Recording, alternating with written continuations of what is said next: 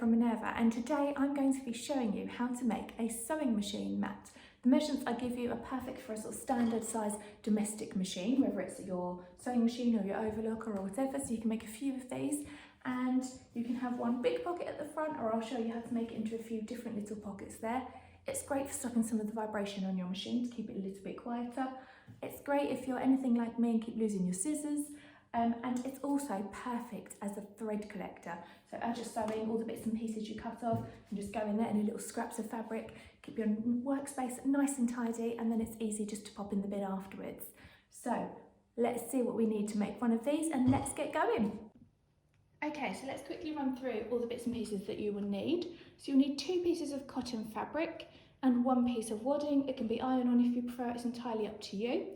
And they will need to be about 26 inches by 16 inches or 66 centimetres by 40 centimetres, and that should be just big enough to go under sort of a normal domestic machine. If you've got a bigger industrial sort of machine, you might need to just have a bit of a measure up to make it a little bit wider, but that should be perfect for most machines.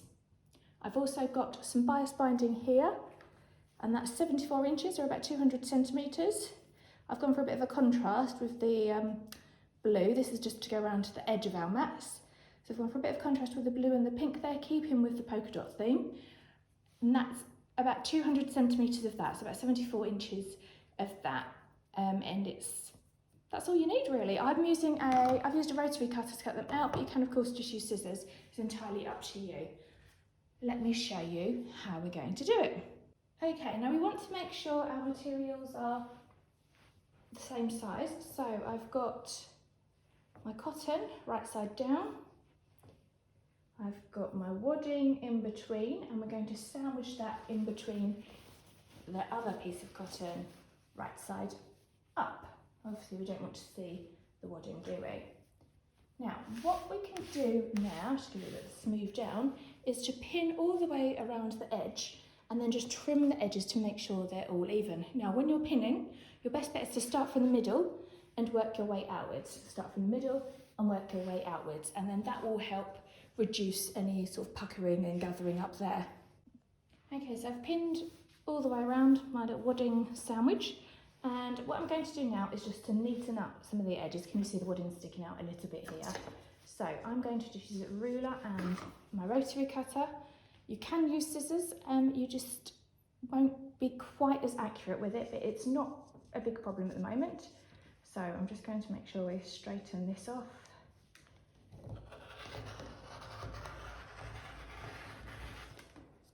There we go. That will give us a nice neat edge. Can you see how much neater that is with all 3 layers there? There we go. And I'm just going to do that for all 4 edges.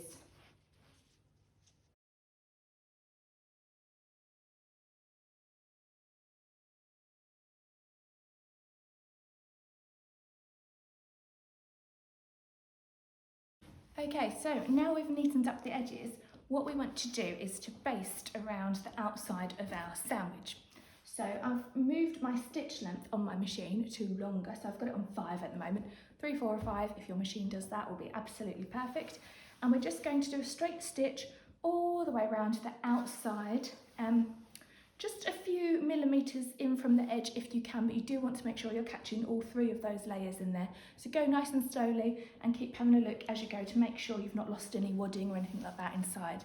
And what the basting will do, we keep our layers all together so that when we go to add our binding on in a little while, it'll be much easier to just whiz round with it. Okay, let's get going.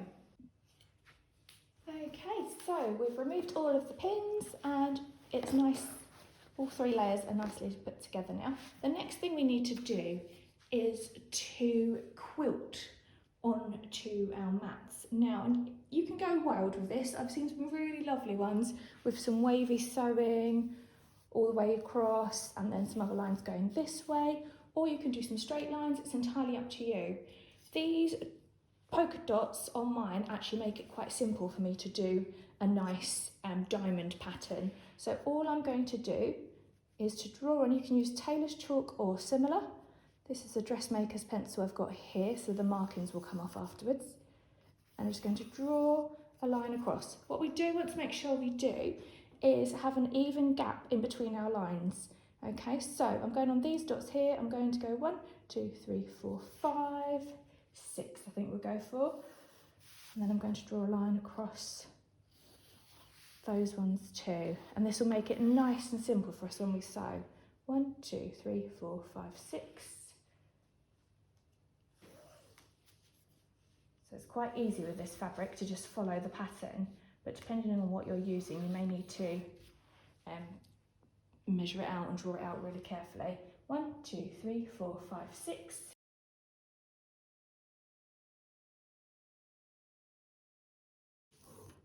And then you want to do some in the other direction if you're doing diamonds. So you can go back across this way.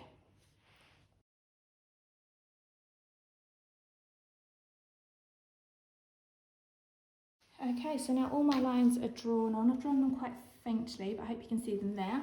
So now I'm going to sew along every line on there to give a nice quilted effect to our mats.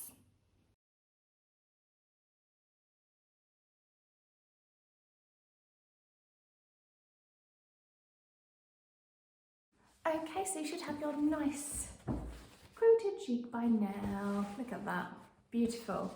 Now what we want to do is to use the bias binding, and we're going to bind one of the shorter edges, okay? So if you are confident at doing this, you can just fold the bias binding over and stitch along it. However, to do that is quite easy to miss catching both sides of the binding there. So I'm just going to show you a different way to do that, and it makes it much easier to make sure you get all of the fabrics in between there. So what you want to do is with your bias tape is to open one side out, and we're going to stitch in the ditch. We're going to stitch on this line here. So what we want to do is to line this up. So you've got your mat here, you're going to line your bias binding up like this. Okay, so the top edge is in line with your bias binding like that. And you can pin it all the way along. And then what you're going to do is to sew in the ditch all the way along there. So that when that's sewn in, we can flip it all over, fold it over, and then do a top stitch round. Okay, so the first thing I'm going to do is to line this up. Remember, we're just doing one of the short sides for now, and I'll show you why in a sec. So I'm going to pin this into place. So we're going to pin it all the way along there and then just stitch in the ditch. Okay, so when you've stitched all the way along, just do a little check underneath to make sure you can't see those basting stitches. You can unpick them if you want to, or you can move your tape down, but you could just unpick them. Now this is sewn on, you don't really need that basting stitch along the top. So we've got a lovely neat edge there, so I'm just going to finger press that all the way along. And then what we want to do, we want to cover this bit, don't we? So we're simply going to fold it over like that. And you should see at the edge that the two sides meet there. So what I'm going to do is to pop a little pin in there. It's not easy because you're going through lots of bias binding there and the wadding and the 2 layers of cotton we had originally. So we're going to fold it all the way along and then just do another stitch all the way along, and that's that first edge all bound. Great, the next thing we want to do, now we've got our nicely bound edge there, is to fold it up like this so that when it goes on the table, you've got your pocket hanging down like that. So I folded it up about 5 inches, and then that way, when it hangs on the table, you've got a nice little bit there to put your bits and bobs in and enough space for the machine to go on. So I folded it up, like I said, about 5 inches, and I'm just going to put a couple of basting stitches either side to keep that in place. Right, so I've basted my pocket in place. Now all I need to do is to bind those last 3 sides. Well, you don't need to do the bottom because that's where the folding of fabric is, and it's quite a nice finish there already, but we've got these raw edges on these 3 sides, so that's what we need to baste now. What you can also do is to make this into pockets at the bottom. So if you want to at this point or a bit later on, you can add a stitch down the middle, or if you wanted 3 smaller pockets, for example, you can add just some stitches from the binding down to the bottom to make little pockets. I like to leave mine open because I use mine as a thread catcher. So I just scoop all the bits and bobs on the table, all the little bits of cotton, all the bits of thread, and I just pop them all in there, and it's easy to empty it all out into the bin afterwards. But if you want little pockets for your pins and all sorts, then do that. So there you have it, a beautiful sewing mat, which should be bound all the way around the edge, and hopefully you've managed to catch all the back edges too. Let's have a go with our machine. So there you have it, it's the perfect size for a machine. Obviously if you've got a slightly bigger machine, you can make it a little bit wider. If you want a deeper pocket, then you could add that on. So you can use it for your threads, or you can put your scissors in there. I'm always losing mine, so it's quite handy to have somewhere to keep those too. And it also stops some of the vibration from your machine. So if your machine is quite noisy on your dining table or wherever, it's quite handy to stop a little bit of the noise there. So good luck, and don't forget to post your creations in the Minerva community. I would love to see what you got up to and which fabrics and binding you chose for your projects.